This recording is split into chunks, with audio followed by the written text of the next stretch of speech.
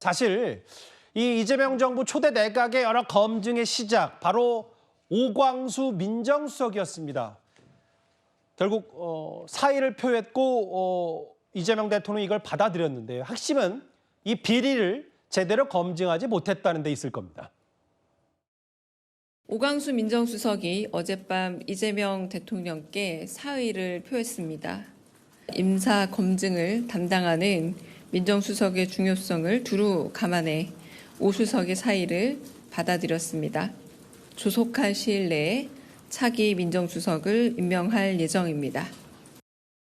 모든 인사검증의 책임자인 민정수석부터 검증에 실패한 것입니다. 이재명 대통령은 인사검증 실패와 안일한 대응에 대해 깊이 직접 사과하고 다시는 이런 일이 발생하지 않도록 국민들께 약속하길 바랍니다. 이른바 차명수석 아니냐는 오명까지 받았던 차명관리, 차명대출. 장현주 변호사님, 좀 기류가 궁금했는데, 왜냐하면 대통령실이 초반에는 뭐라 그랬냐면 일부 처신이 부적절하지만 본인이 안타까움을 잘 표했고, 사실 여권 내부에서는 민정수석이 청문회도 거치지 않기 때문에 이거 자체를 그렇게 낙마까지는 보지 않았던 것 같은데, 왜 이재명 대통령이 사의 수용을 한 걸까요? 아무래도 여론의 흐름에 대해서 부담을 좀 느끼지 않았을까라는 생각이 듭니다. 특히 오광수 전 민정수석에 대해서는 지금 계속해서 또 추가적으로 차명재산뿐만 아니라 차명대출 의혹각이 추가로 나오는 상황이었고요. 그에 대해서는 또 자세한 해명이 필요하다라는 입장들이 계속 나오는 상황이었기 때문에 아마 대통령실 입장에서도 여론의 흐름이 부정적으로 변하는 부분에 대해서 좀 부담감이 있었을 것이다라는 생각이 듭니다. 특히나 이재명 정부가 집권한 지 지금 매우 초기 단계이기 때문에 사실 이런 인사 문제로 흔들리게 된다라고 한다면 개혁의 동력 자체가 또 차질을 빚을 수 있겠다라는 판단도 저는 있지 않았을까라는 생각이 드는데요.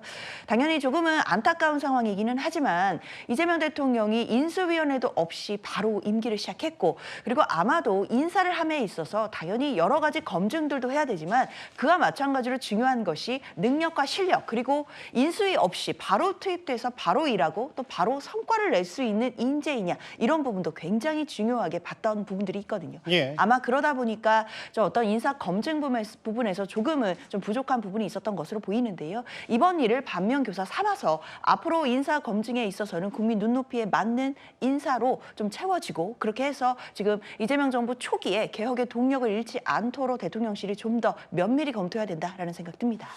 10억 원대 차명 대출 이후에는 본인이 여러 언론 인터뷰도 나서지 않았고, 어제 밤에 사의를 표명했고 오늘 이재명 대통령이 이걸 수용했다. 이게 결국은 인사검증 단계에서 차명 부동산 논란이나 차명 대출 의혹을 알았는지, 이 부분은 일단 전직 민정수석이 됐지만 이 부분은 다시 되짚어보긴 해야 됩니다. 국민의힘 법률위원장인 주진 의원이 오늘 저희 김진의 돌직구쇼에 출연해서 이런 말을 했습니다. 언론 보도에 따른 것이긴 하지만 오광수 민정수석도 임명되기 전에 이걸 알렸다는 것이거든요. 차명 관련된 이슈가 있을 수 있다라고 알렸다고 하는데, 이게 그렇게 보여지는 것이 뭐냐면은 너무 쉽게 확인이 가능한 부분이에요. 그러니까 이게 만약에 전혀 확인 없이 임명했다라고 하면 아예 인사검증 없이 초기 대통령실을 구성한 것이기 때문에 그게 문제가 될 것이고, 네네. 이게 만약에 본인이 스스로 그걸 밝혔는데도 임명했다라고 하면 오광수 민정수석 같은 경우는 대통령과 사법연수원 동기지 않습니까? 네. 그러니까 자기 편에 대해서만 인사검증 규정이 무뎌지는 거 아니냐라는 이제 국민적인 불안이 있을 수 있는 것이고요. 이 부분을 볼게요. 이건 오늘 경향신문의 보도인데, 대통령실이 알고도 이걸 묵인한 거 아니냐. 본인 스스로 오광수 전 민정수석이 인사검증 과정에서 본인의 차명 부동산 논란을 알렸고, 근데 이제 대통령실이 개혁신무의 적임자라고 판단해 임명을 강행했다. 이 보도에 대해서는 오보다, 사실이 아니다, 이렇게 대통령실이 밝혔습니다. 이건 사실이 아니다. 근데 다음 화면을 볼게요.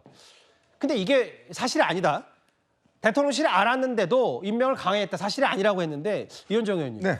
그러면 이게 분명히 문재인 정부 당시에도 고위공직자 자치 체크리스트가 있다고 해서 본인 배우자 또는 자녀가 타인 명의를 빌려 부동산을 취득하거나 타인의 부동산 취득 시에 명의를 빌려준 적이 있냐.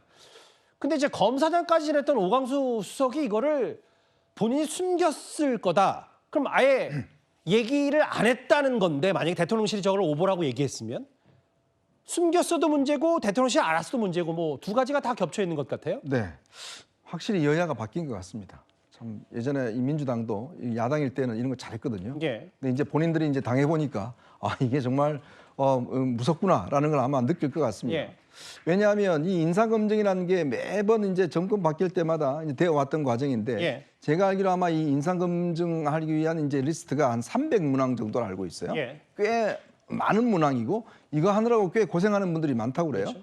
원래 이제 어떤 인선이 이제 검토가 되면 이거를 이제 줍니다. 줘서 이제 당사자한테 뭐 여러 가지 보내요. 그래서 보내서 다 체크를 하게 합니다. 다 체크를 하게 해서 그거를 받아서 검토를 한 다음에 임사에 대한 이제 저걸 하거든요. 왜냐하면 장관들 같은 경우는 일단 이제 인사청문회가 있기 때문에 그거는 또 시간이 걸리고 이번에 같은 경우는 이제 워낙 인수위가 없다 보니까 참모들을 빨리 임명을 해야 되는데 저는 좀 굉장히 서두른 어떤 측면이 있는 것 같아요. 지금 강훈식 비서실장 같은 경우도 이재명 대통령이 그날 당선 발표가 있자마자 바로 이제 맡아달라고 이야기했다는 거 아니겠습니까? 본인은 부인한테도 이야기를 못하고 허락을 했다고 그러는데 그만큼 빠르게 진행이 되다 보니까 그러니까 오광수 지금 전 민정수석에 대해서는 아마 대통령이 처음부터 머릿속에 좀 가지고 있었던 인물인 것 같아요. 이미 좀 내각에 합류시키기 뭔가 위해서. 이제 검찰 출신이고 검찰을 잘 알기 때문에 왜냐하면 내부적으로 반발이 많았거든요. 예. 왜 특수부 검사 출신이냐 민정수석에.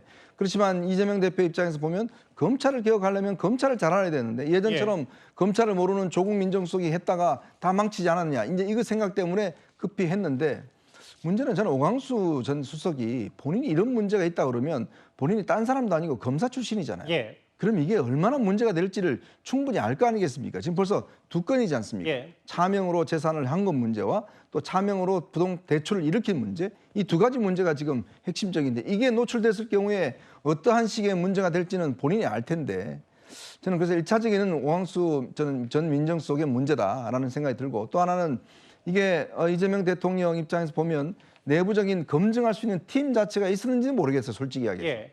있다라면 저 정도의 300페이지짜리 그 문서를 주고 받아서 검토할 수 있는 시간적인 그런 상황은 됐어야 되는데 그것조차도 못한 게 아닌가라는 그런 생각이 듭니다.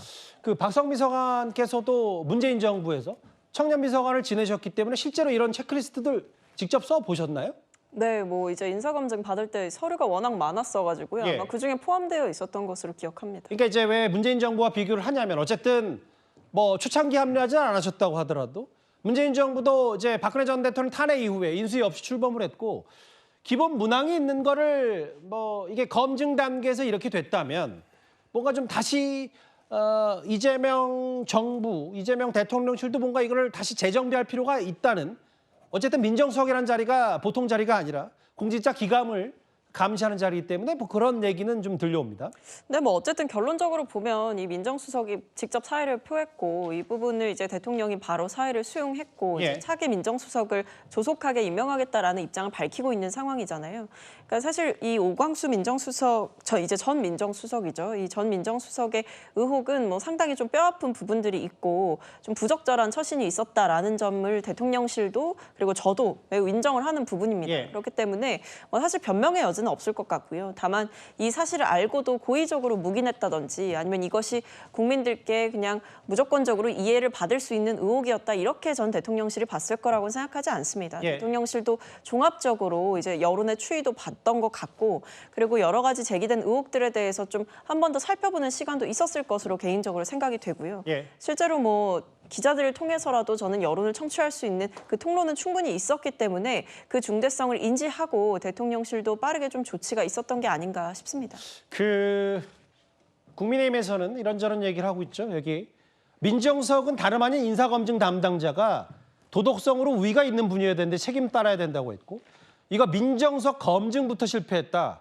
대통령이 사과해야 된다고 했어요. 근데 다음 화면을 보겠습니다.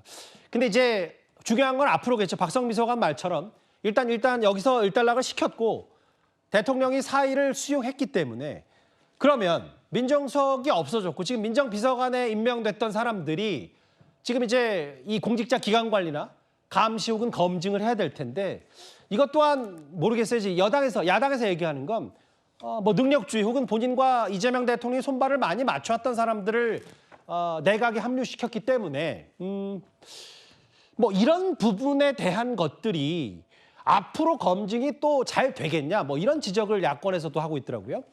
저는 사실 오광수 전 수석의 어떤 본인의 어떤 차명 대출이나 차명 부동산 관련해서 본인이 저는 얘기했을 거라고 봅니다. 근데 이재명 대통령께서 마음에 드는 인사였기 때문에 이 부분에 대해서 적극적으로 검증이 이루어지지 않거나 알고도 묵인했을 가능성이 큽니다.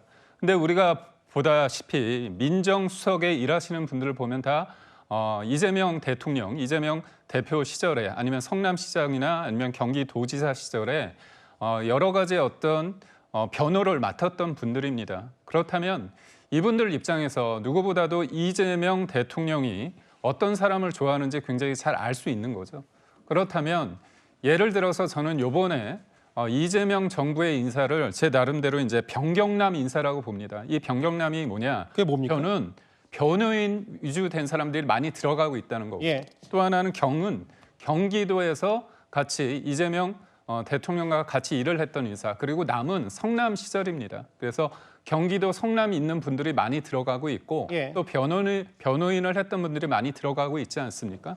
그렇다면 민정수석실에 있는 그분들 입장에서 변호인이나 성남이나 경기도에 있는 사람들의 인사 검증을 하게 됐을 때 예. 원칙대로 과연 할 수 있을까요?